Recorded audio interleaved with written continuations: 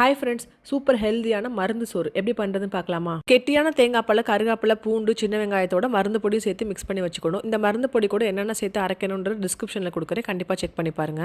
இந்த சாப்பாடை மெயினாக நல்லெண்ணெயில் தான் பண்ணணும். கண்டிப்பாக நல்லெண்ணெயில் பண்ண ட்ரை பண்ணுங்க. கொஞ்சம் தேங்காய் மிக்ஸ் பண்ணிக்கோங்க. வெந்தயம், சீரகத்தோட கருவேப்பிலை, சின்ன வெங்காயம், பெரிய வெங்காயத்தையும் சேர்த்து மிக்ஸ் பண்ணிக்கோங்க. உரப்புக்கு 2-3 பச்சை மிளகாய் போட்டுக்கோங்க. வெங்காயம் நல்லா வதங்கினதுக்கப்புறம் கொரியாண்டர் லீஃப் நல்லா தேவையான அளவுக்கு நல்லா போட்டுக்கோங்க. கொஞ்சமாக இஞ்சி பூண்டு பேஸ்ட் போட்டால் போதும், நிறைய போடணும்னு அவசியம் இல்லை. அதோட கொஞ்சமாக தக்காளி பழம் போட்டு நல்லா வதக்கி போட்டுக்கோங்க.